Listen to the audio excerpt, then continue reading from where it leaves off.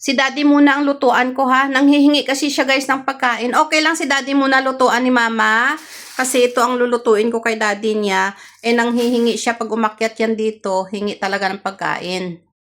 Ay mga langgaray na ng kusina, kadarating lang galing sa labas. Ayan, nakasomblero kasi mahangin, maalikabok. Ito yung namalengke ako. Meron tayong dilis. Ayan. Meron tayong isang orange. Tapos, meron tayong pechay. So, ang price pala ng isang orange nandito, dumikit. So, ayan, kasi itong orange na to, meron akong gagawin. Mag-chicken orange kami. Tapos, meron akong isang carrots at saka isang bell pepper. Yung pulang bell pepper sana ang bibilhin ko kaso isang piraso, 4 dirham. Maliit, parang malaki lang ng konti dito. Hindi ko binili. Tapos, meron tayong cabbage. Tang-teng ang price. Dati, mabibili mo lang to siya ng 90 pills. Pero ngayon, 2 dirham, 32 pills. Napakamahal na talaga ngayon ang bilihin. Yan lang ang binili ko. Kasi, naubusan kami ng yung gulay para sa pansit. Meron pa naman akong gulay, mga broccoli. Meron pa naman akong opo. Meron pa naman akong cauliflower. Yun lang yung pechay, wala kasi yun yung mabilis masira. So, ayan lang ang update natin ngayon. Magluluto ako ng pansit. Follow natin. Reyna ng kusina, nag-ready na naman ng gloves dahil nandito naman tayo sa kusina ni Reyna ng kusina. So, ngayong araw, magluluto ako ng gulay. Gulay na naman tayo ngayon. Meron akong chicken breast. Ayan. Na-slice ko na. Nahugasan ko naman na siya. Pang 3 na to. So, ito siya guys. Ang chicken breast natin. At wait lang natin dahil magsusuot ng apron ang Reyna ng kusina. Dahil ayaw kong madumihan ang aking damit sa baba. Kasi dito nga sa kusina, yung hinuhugasan malapit dito, di ba? Mababasa siya. So, ito siya. Start na tayo. So, ibababad natin ang ating chicken breast dahil half fry ko siya mamaya.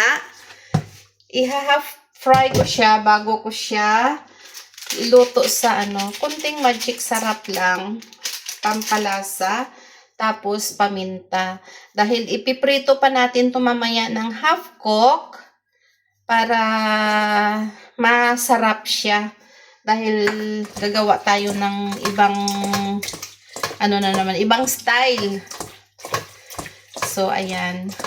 Napagod na ako dito sa bahay sa kakaisip palagi kung ano ang ating uulamin. Hindi gaya nung nagtatrabaho ako. Minsan pag tinatamad ako magluto, bumibili na lang ako doon sa pinagtatrabahoan ko kasi department store yun. So, ayan siya guys. Naibabad na natin ang ating chicken breast. Hintayin natin ng saglit dahil i-air fry, ko pa to siya. Piprituhin ko pa ng half cook. Tapos, maghiwa muna tayo ng mga sibuyas. Ayan. Meron tayong bawang at saka sibuyas. Ito lang ilalagay ko. Pero, itong bawang na to, uubusin natin to. Ang gulay na ilalagay natin sa ating chicken ay, meron tayong zucchini. Ayan. Tapos, meron tayong broccoli. Kunti-kunti lang. Kasi itong broccoli na to, 3 luto ko to siya kasi madami siya eh. Tapos, meron tayong cauliflower. Alam nyo ba magkano lang to ang cauliflower? 193. Sa atin siguro mga 20 pesos. Tapos, ito siya, 3 dirham lang siguro mga 40 pesos lang to. Ganito kalaki. Imagine mo, last time ko pa nabili to nung hindi pa dito sa Middle East, hindi pa nagputukan. Ngayon, siguro, ganito kalaki, siguro mga na to siya, mga triple ang presyo dahil nabili ko to siya ay ganyan. Hindi ko mas kasi Hindi siya masyado makita. Ayan. Yan, ganyan yung nabili ko. Tapos ito naman,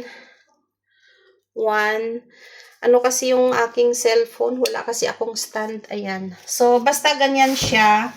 Tapos itong zucchini siguro, sa peso siguro mga 10 pesos. Ganyan. So, maganda to.